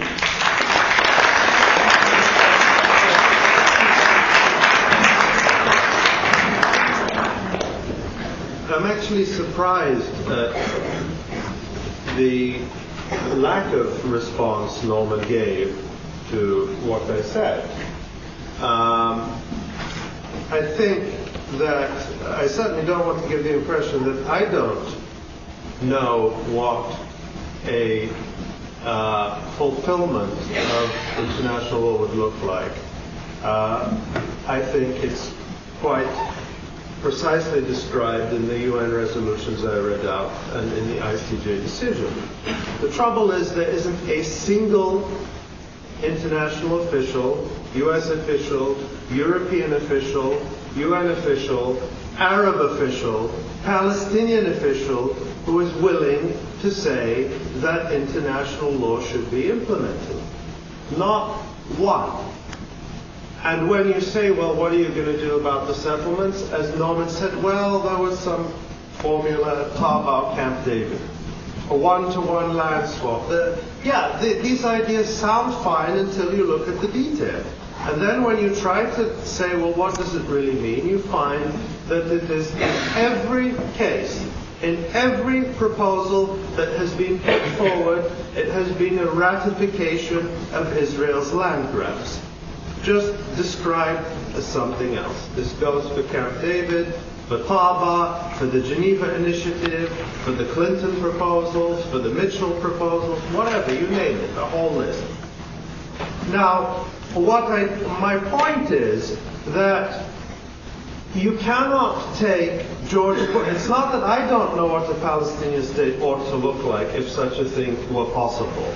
It's that my point is you can't take George Bush's support for it or Tony Blair's support for it as evidence that you're making headway. Because what George Bush means by a Palestinian state has nothing to do with the implementation of international law. So Norman is contradicting himself when he says there's this great international consensus towards a Palestinian state. I said except the U.S. and Israel. I think I said that 20 times. Yes, but Norman, it isn't except the U.S. and Israel. The EU, which used to take positions on things like settlements and things like international law, has abandoned those positions. The EU is now in with Israel and the United States. Canada has abandoned its position and is now voting with Israel and the United States in the General Assembly. Jordan has abandoned its position. Egypt has abandoned its position. So in fact, there is an international consensus for something called the Palestinian state, but it is not what you would get by applying international law. And I want to make a final point, is I'm going to make a prediction. It's easy to dismiss this discussion and say it's squandering time. I'll make a prediction. When, as Norman described it, the attempt to repeat what happened to the Arafat fails again, as it will, and I agree it will be telescoped, we will be left. The peace process industry will not be able to find another Abbas or another way to cover up this game. And we will be left with the reality that Israel has created a situation in which a Palestinian state is unviable and impractical. And as a direct result of doing that, a Jewish state is also unviable and impractical. And I predict that that realization will come within the next few years, in which case this academic debate, which Norman says is not even fit for the New York Review of Books, is going to be, well, okay, it is fit for the New York perfectly. Okay, it's going to be something we are all going to have to grapple with. And I understand why Norman is terrified of it, because it's scary for all of us. But I do think we're going to have to grapple with it, and we're going to have to recognize that simply clinging to the ideas of the past is not going to save us in the reality that Israel has created. And we have to just, well, I suppose we'll have to come back in a year. I'm sorry, Martha, I know you have to move on, but 1 year ago, almost to the day, Norman and I met on a panel at the University of Chicago. It was February 12th. And he made many of the same points, although I think he made them better last year. And he said, he said all the same things. He said it would be immoral was the word he used, to advocate for a single state as long as there was a chance of a full Israeli withdrawal that could lead to the creation of a Palestinian state. And then someone in the audience asked him, well, Professor Finkelstein, how do you rate the chances of a full Israeli withdrawal? And he said, do you remember what you said? No. He said, about 5%. That was a year ago. And I think the chances have diminished since then to, I don't know if it's 4.5% or 2%, but they haven't gone up, that's for sure. Thanks to you both. This program has gone on longer than I expected, and it's probably my weakness as a moderator that has extended it so much. But I know that many of you have questions you'd like to ask to our speakers. And Mark Pickus, if you'd come up and explain how that part of the program will work, then we can go right into questions. Yeah.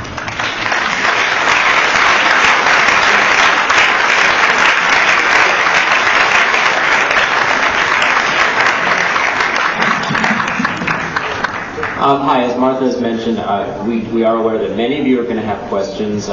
If you didn't get a chance on the way in to get index cards, there are going to be some people coming around right now with index cards. If you hold up your hand, if you, at any point during the questions and answers, if you decide you want to ask a question, we will definitely come around with index cards to make sure that you get them. We'll be collecting those now. I want to repeat one of the things that Dean did mention earlier, which is the types of programs that the Committee for a Just Peace in Israel and Palestine has been able to bring to Oak Park have been only possible through the fundraising that our own organization has done. We have no type of funding like the other side has with deep pockets.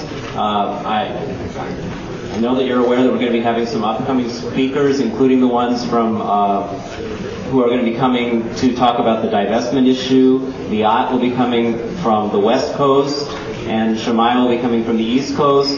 We have to fly them in, put them up. So I want you to be aware that when we have these kinds of programs, there are expenses to publicize them, to rent room space. So if you can, when we pass the basket around, to give us some donations. If you don't have anything with you right now, I would like to remind you that we do have these types of cards right here in an envelope. And if you need those, raise your hand and we'll make sure that you get those. They can be filled out and you can... the right questions. They can be filled out and you can give us your donation later. We really do appreciate that. That's the only way this type of program can be continued. So raise your hands. Is there anyone who has not gotten a pencil and a card? Yes. Okay, so we need pencil and cards down here. And when you're done writing your question, if you'll also wave the card, we'll have some people during the question and answer period continually coming around to collect them. Are you done, Mark? I'm done, so let's get started. I'm going to launch right into the first question. It's the only question I have in hand. So, and I just ask that the speakers respond as briefly as possible so we can cover as much ground as possible. This is the first question. How does the panel respond to Cheney's comment about Israel bombing Iran's nuclear facilities? I don't really have any insight to that question. I don't. Thanks for your brevity.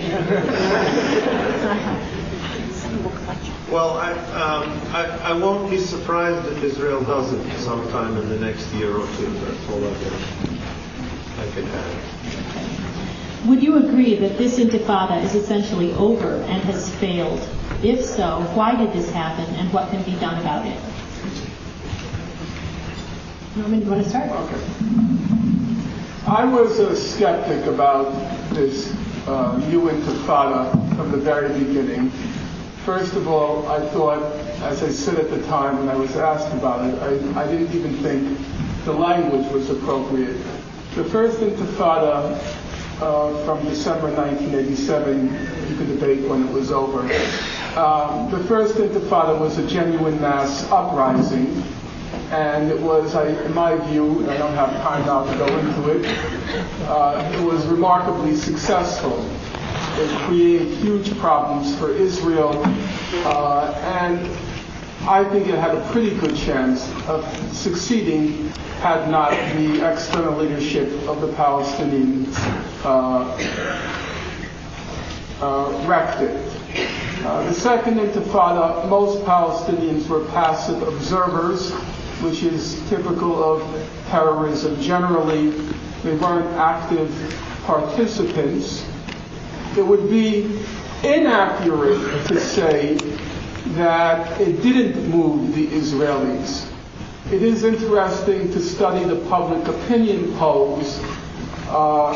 Before the Second Intifada, about 20% of Israelis were willing to sanction some version of a two-state settlement, though not a full Israeli withdrawal.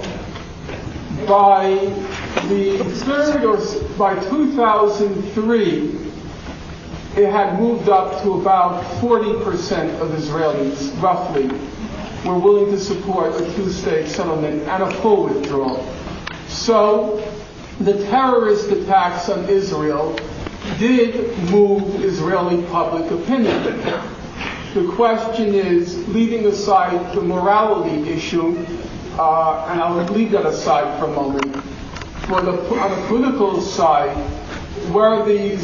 was there a likelihood that they would have succeeded in tipping the balance in Israeli society? And my answer to that is probably not. I think they probably reached the peak of their political effectiveness in moving about 40% of the Israeli population.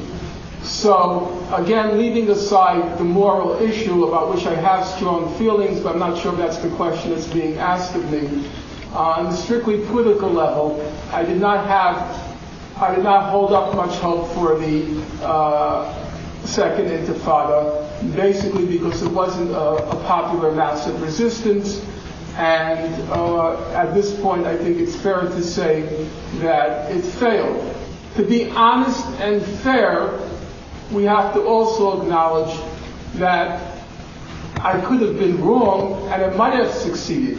The problem is Palestinians have no strategy. There are different groups pursuing different aims, but more importantly, different tactics. The tactics collide, they conflict. There is no organized resistance. There's no comprehensively organized anything there, and that's a responsibility which the leadership has to bear. I remember when there was discussions about organizing resistance around the wall, somebody told me they went to speak to one of the heads of the Palestinian leadership about organizing around the construction of the wall, and his response was, "We're not a resistance, we're a government." That's the problem.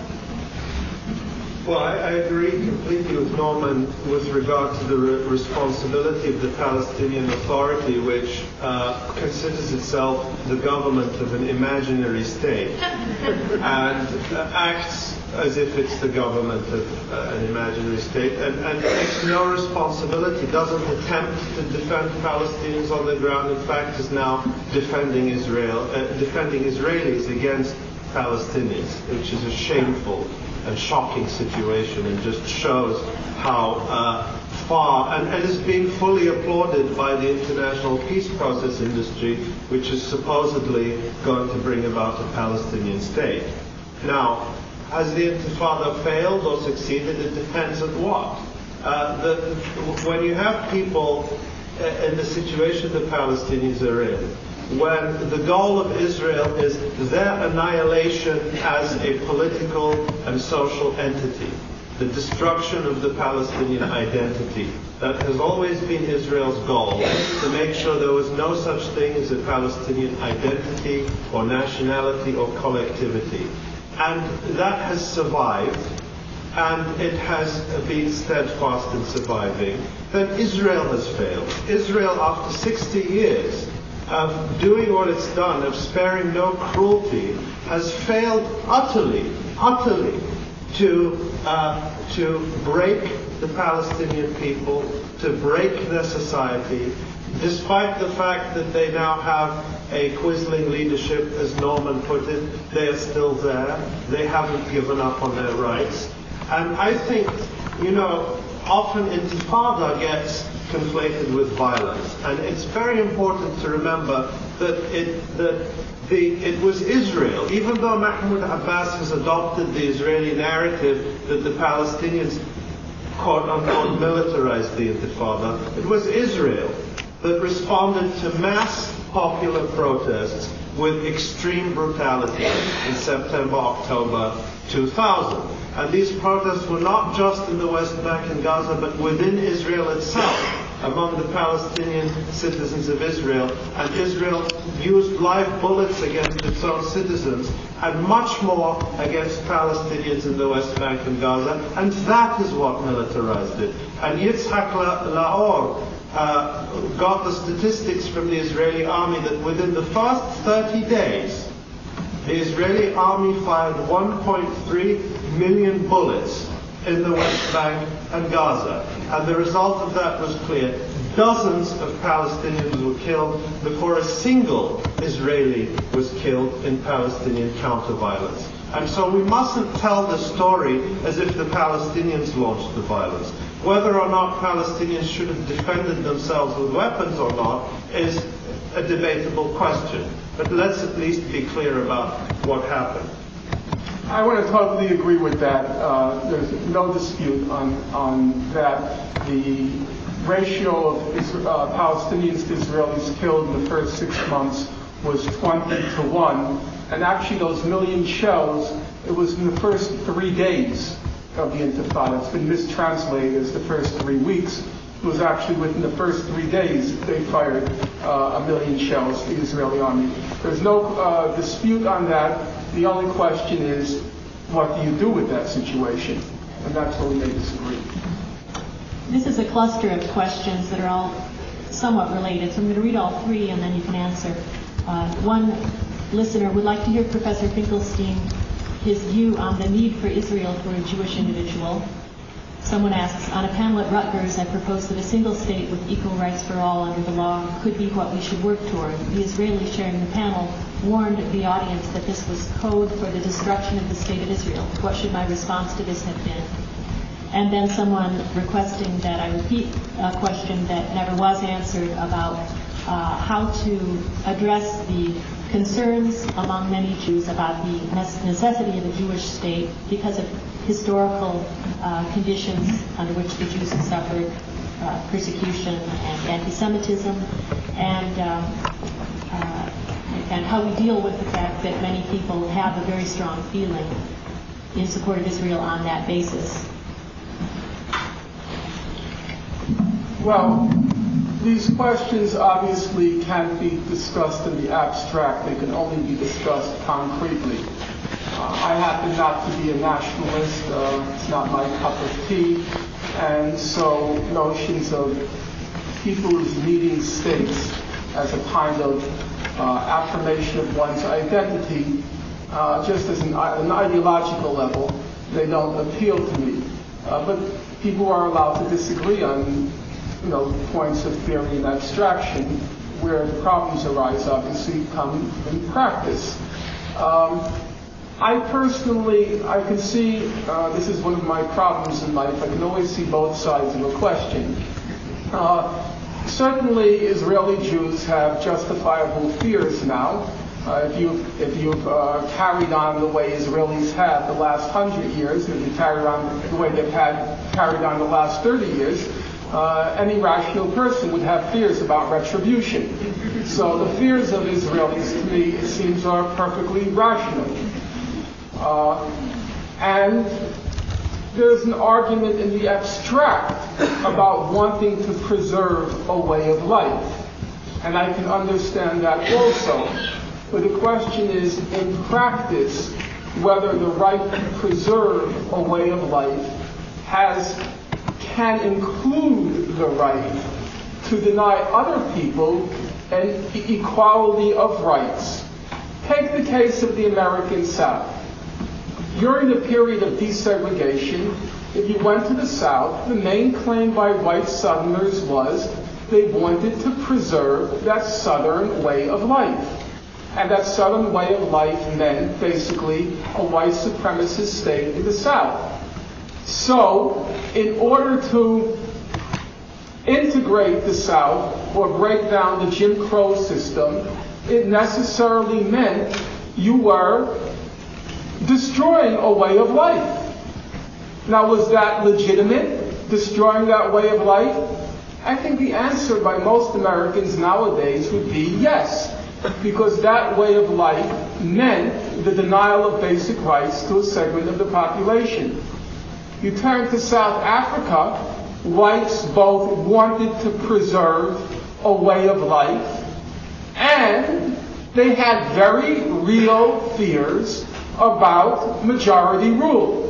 Real fears that were based, one, on a centuries-long system of oppression, and two, real fears based on some racist stereotypes about blacks and what would happen if Africans came to power. Nonetheless, did those real fears, and in some cases justifiable fears, of South Africans, did they constitute a veto over the equal right of African blacks to enjoy their rights? I think the answer is clearly no. So I can't accept an argument that says Jews want to preserve a way of life if preserving that way of life, or if preserving that state means the denial of rights to somebody else. That's just plainly illegitimate. There are ways of trying to work out formula for people to have group rights within one state. The usual formula in the case of Israel-Palestine is the binational formula. I'm not sure how realistic it is. I'm not sure how practical it is. But what I am clear on is that you cannot use arguments about fears or wanting to preserve a way of life or even historical suffering as a legitimate grounds for denying elementary and basic rights to anyone else.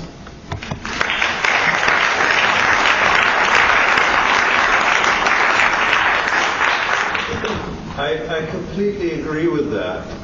What I want to add is to say something about, the question, and it's something I hear often when I speak, that, anyone who opens the discussion about a binational state or a single state, that's code for the destruction of Israel. Well, it may be. There may be people who mean it that way. But let me say what I mean when I open this discussion. To me, there is no contradiction between Israelis preserving a way of life in whatever future entity occurs. In fact, you could have an arrangement like Belgium, which is a binational state. And I grew up in Belgium, and I know it very well just how bitter the ethnic linguistic divide is in Belgium.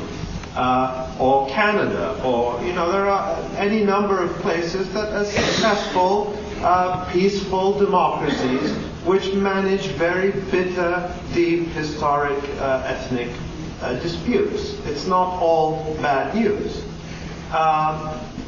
So, to me, there's no problem with Israelis with a future democracy, binational state, being a Jewish state, in the sense that it is the home for the Jewish people as much as it is the home for the Palestinian people, preserving the law of return, so that any Palestinian can come and live in the state, and any Jewish person could come and live in the state.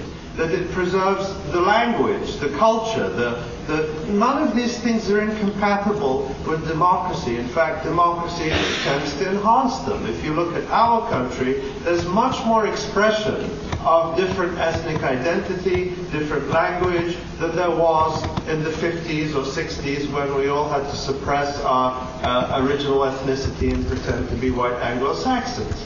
Democracy actually allows people more self-expression. And so I think that Israel today, as constituted, is actually destroying the possibility for Jewish and Israeli interaction with the surrounding cultures to which they're closely related. I mean, one of the tragedies of Israeli nationalism is that it has helped with Arab nationalism and with the Arab-Israeli conflict to destroy the Arab-Jewish identity. Arabs, and we now think of these as contradictory identities, and you see all these panels about Arabs and Jews getting on together. But what if you're Arab and Jewish, as people historically were? Where has that identity gone? In Israel, it was suppressed. So all the Arab Jews who came to Israel had their Arab identity became inferior and suppressed. So I think that freeing ourselves from the need for attaching political power to our ethnicity actually allows our identity to flourish. And, just objectively, has Israel been a success in providing that sense of safety and security to Jewish people who feel that it ought to? And I would suggest that, it has helped heighten everyone's anxiety. And I wonder then if we should not at least have a discussion about a different way of conceiving of Israeli and Jewish identity and attachment to Israel that doesn't negate them, that embraces the reality that Israelis and Jews are inherent to the story of Palestine, but imagines that identity as not having to be tied to political power and control, especially over another people.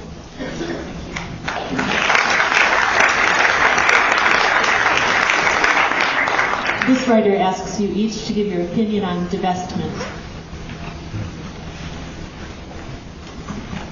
Well, those are tactical questions. What's the most effective way to bring to bear pressure on Israel?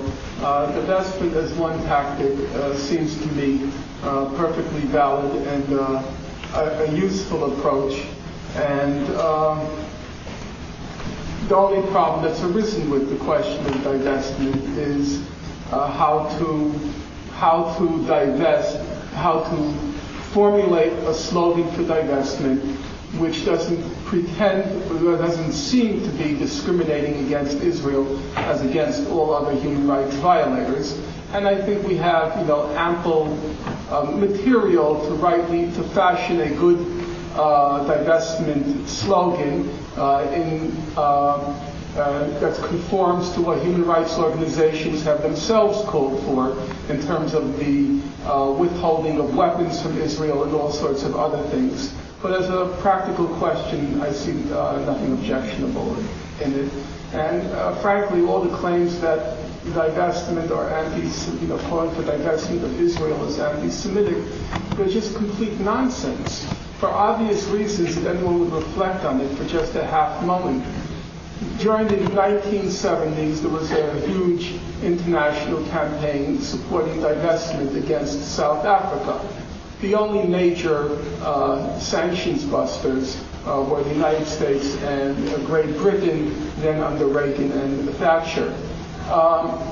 Now, the claim was that South Africa had an appalling system and it should be subjected to these sanctions and divestment.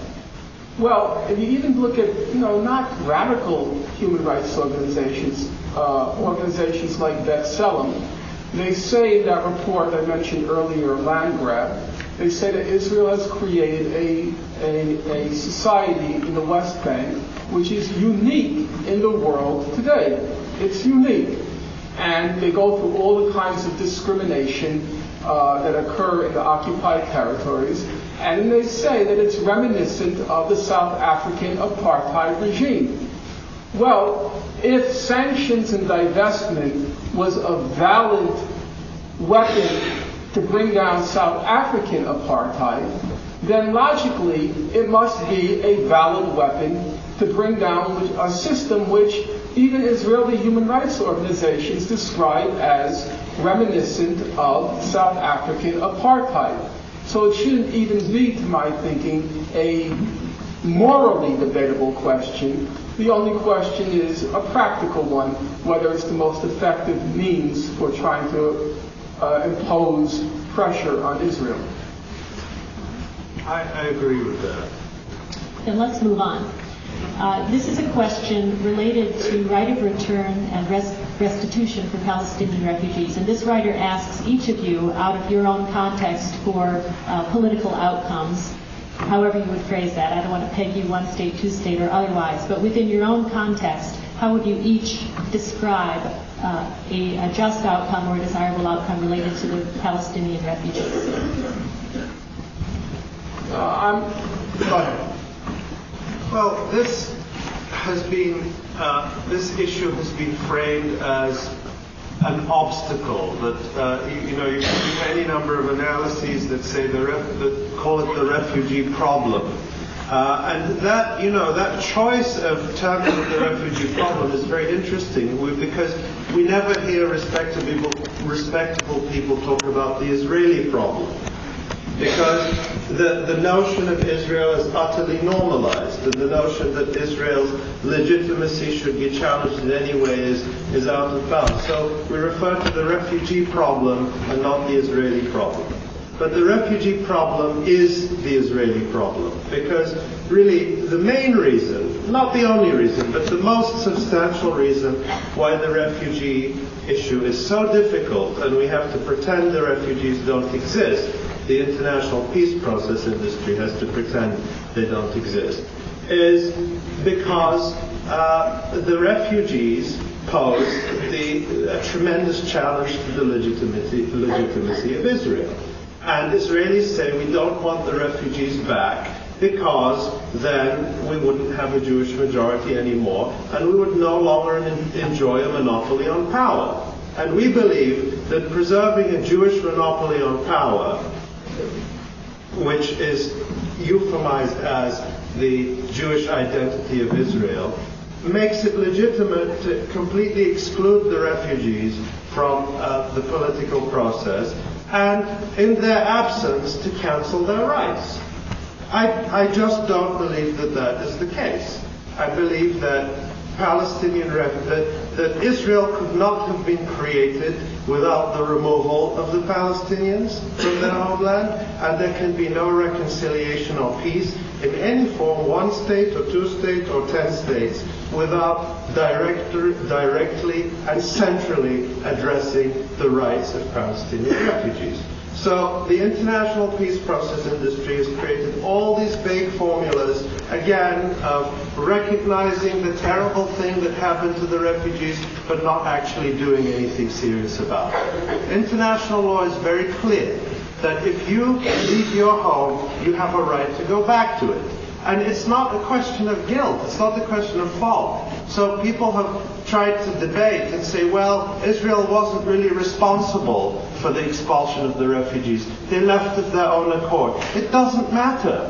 There were Palestinians who were studying abroad at the time their homes were taken over. They were tourists outside the country. They still have a right to choose whether or not they want to come back. And again, I think this is another fundamental reason why we are at an impasse. We're at an impasse when it comes to the issue of territorial partition, even before you even begin the discussion of the refugees. And so it's another reason why I'm extremely pessimistic about the possibility of any solution which places as its primary goal preserving a Jewish monopoly on power in Israel. And I'm much more interested then in a discussion about how to get the rights, how to allow Palestinian refugees to exercise their rights, whether they want to come back or not, and how to do that in a way that allows Israelis to continue to live for the first time in peace and security. That's where I think the discussion needs to start. But that, again, my position is considered extremist in the context of where the international consensus is today. You have to be against the right of return to be admitted into the international peace process at this point. I want to just briefly comment on the last statement. because I think it's factually not true. And we're now creating, I'm afraid, another kind of myth. Human Rights Watch, Amnesty International, they are not radical organizations. They're not the best, but they're very far from the worst, and they're pretty solidly mainstream. In fact, you could say a little bit conservative. I was surprised. I was just reading the other day Nelson Mandela's autobiography, and he mentioned the irony. He said, "Here I am, the recipient of the Nobel Peace Prize, but Amnesty International steadfastly refused to adopt me as a prisoner of conscience because I advocated the right of South African blacks to resort to violence to overthrow an illegal regime." So, Amnesty International, Human Rights Watch, or, I won't go into it now, the question of UN resolutions. In 2000, when the Camp David Accords opened up, the Camp David negotiations began, Human Rights Watch sent open letters to Mr. Clinton, Mr. Barak, and Mr. Arafat. They explicitly addressed the question of the right of return. And they were both, Human Rights Watch, followed then by Amnesty, were very explicit. Under international law, Palestinians have an absolute right of return. To make themselves perfectly clear on that topic, they then proceeded at the very end of the resolution, not the resolution, their statements, to list all the other countries in which they had supported the right of refugees to return. And they said, given our support of the right of Kurds to return, Somalis to return, East Timorese to return, so on and so forth, they couldn't possibly in any way justify not also supporting the right of Palestinians to return. So it's simply not true, to my thinking and my knowledge, that the international community doesn't support this right. There is a problem of practically how to implement it.